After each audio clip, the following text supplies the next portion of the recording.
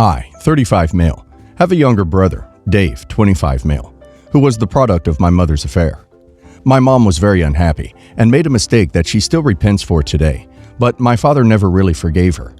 When she confessed to him that the kid she was pregnant with was not his and promised that she was going to give it up to the bio dad, he forced her to keep it out of spite by saying that it was the only way he would take her back. This created a deep rift within their marriage because he never even appreciated the sacrifice she had been ready to make and held the affair over her head for the rest of his life. He'd been sick for a while now and passed away a few weeks ago. This was all very distressing for us as it is, but everything became much worse when we read the will. Dad left a bit for his sisters and then divided the rest equally between me and Dave. Dave already has a biological father and was never even adopted by my dad. They were close, but mainly because Dad had to prove some sort of point to Mom. But he was left a huge part of a big estate, while my mom got nothing. We talked to a lawyer who thinks we have a decent chance of overturning the will because of certain circumstances, and will definitely try. My mom hasn't worked for years, and she was left basically destitute, while Dave is going to get an inheritance from his bio dad anyways. So it's not like we're cheating him out of his birthright or anything. It's just extra money for him. I told my aunt my plans, and she started acting weird, but I didn't think anything of it. Today we had a family Zoom meeting, including Dave, where everyone piled on me and Mom for this, and said some terrible things about her. Obviously, I'm considering going no contact with them now, but I want to know, am I seriously an a-hole just for fighting for my mom? You're the a-hole. It's what your dad wanted to do with his money. If you feel this strongly that your mom needs it, give her your share instead of giving away Dave's. Why do you think it's okay to give away Dave's money?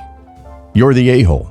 If it is so important to you to make sure Mom is taken care of, you might have first spoken to your brother about how you hope to take care of Mom, and maybe you two might have split your amounts to share with her. If not, just take care of your mom yourself. You can do what you want with your money. It just sounds like you are the one that resents your brother for having another dad. You're the a-hole.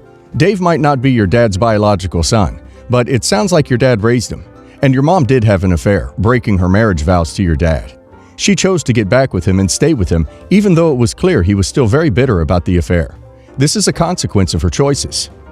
I'm a 66-year-old widower, recently retired. My son is 33 and lives 7 hours away. Some backstory.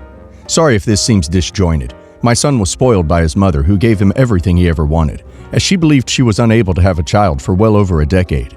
He was her only son.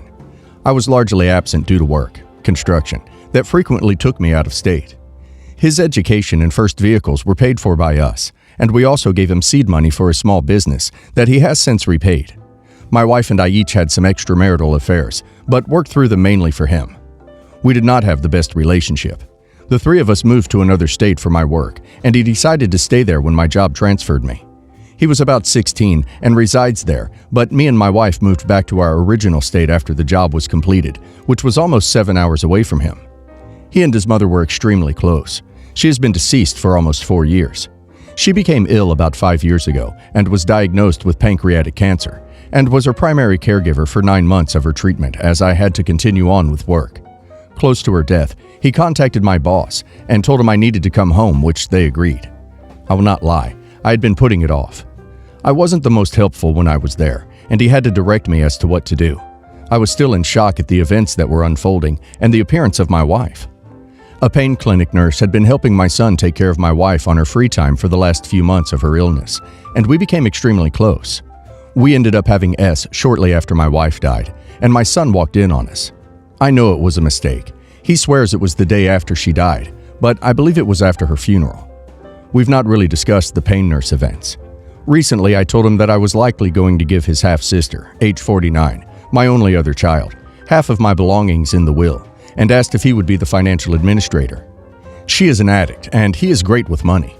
Seeing that she has 4 children and no husband, and he has 0, in addition to a successful business, I felt this was more than fair. He blew up and said that I was giving her 50% of mine and his mother's assets because she left everything to me if I outlived her. His mother would have wanted him to have 100% of her assets. He said he was fine with this arrangement, but that I didn't need to act like he was inheriting anything from me. He did not know he had a half-sister until he was around 24, and they do not get along. Last week he called me to let me know he would be bringing his boyfriend to Thanksgiving, and I told him I was going on a cruise. He asked with who, and I told him a woman. He said that's fine and made up an excuse to get off the phone. I've tried to call him for the past week and he has not answered. Today he texted me and said that I do nothing but harm him emotionally, that I am toxic and to leave him alone. I've since been blocked on every avenue I have of reaching him. I have worked my whole life to make him successful and he just throws me away. So I'll say you're the a-hole for Thanksgiving. Sounds like he was trying to spend the holiday with you and was trying to bring his boyfriend, an important person to him, around you. That's a big deal, but you were like, oh sorry, going on a cruise. I doubt he's so mad at the new woman part, and more hurt at you telling him last minute you're going on a cruise over a holiday he had expected to spend with you. For the record, I don't think you're obligated to spend holidays with anyone. Wanting to go on a cruise for Thanksgiving isn't inherently an a-hole move.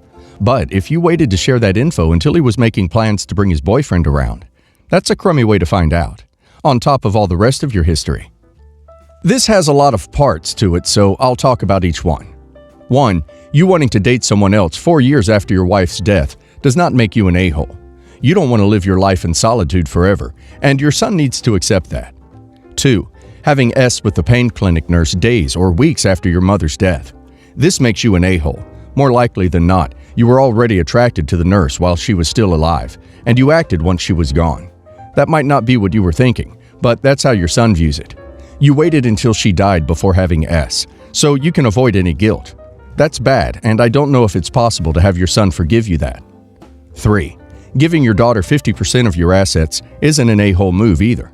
No one owes anyone inheritance, but your son isn't going to accept it, even if your daughter needs the money more, because your daughter is not his concern.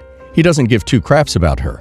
To him, you're giving money, his money and his mother's money, to someone he doesn't care about.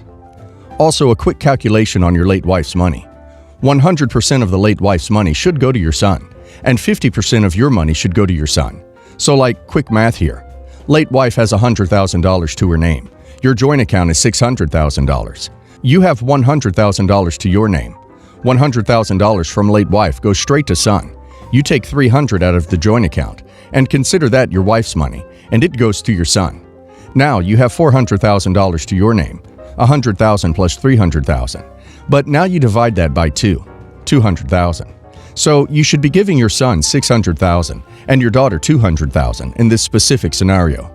Obviously, there are a million different ways to give inheritance, but in my opinion, that would be the fair option.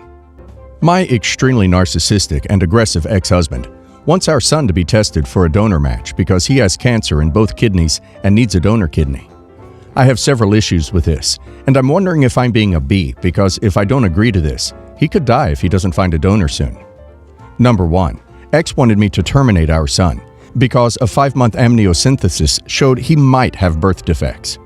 When I refused the termination, he left me. He didn't come back until after son was born with nothing more than a mild hearing loss, mild learning disabilities. Number 2. Turns out he was cheating during the time he was gone, and that he'd been having an affair with the woman, his first ex-wife, for almost the entire duration of his marriage to me, at which time she was also married to someone else. When son was only 2 months old, the ex packed up and left, and has been with her ever since, although he's never married her. He's actually told me our entire 13-year marriage was a mistake, and that he wishes he'd never met me. Number 3. Son is now 16 years old, and his father hasn't seen him since he was 4, by his own choice. He's always way behind in child support, like $30,000, but could easily afford to pay as he makes a high 6-figure salary. Number 4. Son hates his father for abandoning him, especially since his father seems to be quite happily parenting his ex-wife kids from her second husband. Although considering the duration of their affair, most of our marriage apparently, I suppose those kids could be his. They are much younger than my son. Number 5. I'm almost 100% sure that if I allow this to happen, the ex will simply disappear from our son's life all over again once he finds out he's not a match, or even if he does match and acts as the donor. Because being out of his only child's life for over 10 years is pretty much proof to me that he doesn't care about him. And if he doesn't care about us, why the hell should we care about him? Number 6. Kidney cancer actually runs very strongly in my ex-husband's family. His father died of it, his grandfather died of it, and 2 of his father's sisters died of it, which means it's entirely possible my son will end up getting it as well, which could mean if he only had 1 kidney left due to being a donor, he'll be in a worse position than his father currently is. So, am I right to want to protect my child from being used by a father who doesn't care about him? Or am I a B for being willing to let him die by not letting his child be his donor? For your information, I've not told my son about this request, and if and when I do, I have a feeling he won't agree to it at first, but his father could probably manipulate him into it very easily if I allow his father to talk to him. And his father could easily use the court system to force me to let him spend time with our son.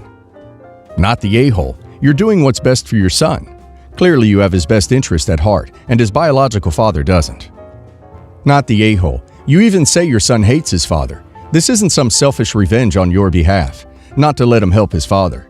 You're putting your son's benefits first, and rightly so. Not the a-hole. So your ex didn't want him in the first place. He's $30,000 behind in support. He cheated on you for the entire marriage, and he hasn't seen your son since the age of 4. Not to mention that there's a history of kidney cancer. For that reason alone, you're not the a-hole. I feel like there is no doctor that would recommend he give away his kidney. My wife Sarah and I got married 2 years ago after dating long distance for a year. I left my job and moved across the country to be with her. And since then, I've been working in her grandfather Jack's company. We have no children and no prenup. Jack and I became very close. He taught me about business and encouraged me to put up my own. When he died last year, he left me a relatively large sum of money, which he said was to help put up my own business, so I can always take care of my future family with Sarah. He left a separate and larger inheritance for her. I haven't touched the money because after Jack's death, I decided to stay with the company for a few months to help make sure that ownership and management transition went on smoothly. During that time, my life turned upside down after Sarah suddenly admitted to me that she had an emotional affair that almost turned physical with someone very close to me. We are in therapy now to try to fix things. I love Sarah, and I know I have my own faults, but right now I'm not sure that it's working out, and I'm seriously considering if the best thing for both of us is to divorce and start anew separately. If we divorce, I'm not going to ask for any of Sarah's money or properties because it's hers and her family's. But I have a dilemma about the money Jack left me. It's mine legally and will let me have a fresh start when I move back, and I do intend to put up the business that Jack and I talked about. But I know he wanted that business to be the means for me to look after my future family with Sarah, which will not happen if we divorce. Tell me what you guys think. Not the a-hole. Keep the money. Your wife is the one who had the affair and whose fault it is that you're breaking up. Not the a-hole. While he definitely wouldn't have given that money to a random coworker to help them, the reason he gave you that money was because of the relationship you two had together, not just because of who you were married to. If he solely wanted it to be used to help your family, he would have just included it in his granddaughter's inheritance payment. It was left specifically for you. You choose what to do with it. It's not your fault that your wife did what she did. Not the a-hole. However, just to be safe, you should start protecting your assets now. Establish an anonymous LLC, with you as the only signatory officer. Then place all of the money in a self-settled spendthrift trust. Designate the LLC as the trustee of the trust, with you as the trustor and the beneficiary. It's all perfectly legal, and your money is now judgment-proof. I discovered around 2 years ago that my ex-husband had a secret family. He had 3 kids with his mistress. He had also stolen money from me, which I had inherited from my late first husband. The last few years have been utterly devastating, as I tried to rebuild and protect my children. Prior to this whole mess, my younger kids with second husband used to hang out a lot with his sister's children. She worked a lot while I stayed at home more, so I provided a lot to her childcare. My second husband encouraged me to give up a successful realtor business, and so did she. She knew the whole time about his side piece. She backed off when the whole mess blew up. Now the divorce is finalized, and some, not all, of the money he stole has been returned. She wants back in. She says her kids miss their cousins. She says I shouldn't be petty. I should be a better co-parent. She says that she stayed out of my business, and I shouldn't hold grudges. She says that I need to learn to let things go. She says so many things. She is educated and I'm not. She doesn't let up. She rolls her eyes when I say no. Is it petty that I just don't want anything to do with her? Not the a-hole. She can ask the side piece to babysit. Not the a-hole. The only reason she wants back in is because you were benefiting her. She was complicit in her brother's betrayal, but she was getting free childcare from the person she betrayed. She is using shame, guilt, and manipulation. And worst of all, she's playing on the emotional health of a bunch of innocent children. She sounds like a vile user and a manipulative narcissist. There's no good that comes from continuing to entertain her requests. No is a complete sentence. She says a lot, doesn't she? It's a pity that she kept her mouth shut when you were being double-crossed in such a horrible way. Cut her off completely. Block her cell phone. Why on earth would you want to keep contact with her? Oh, and obviously not the a-hole.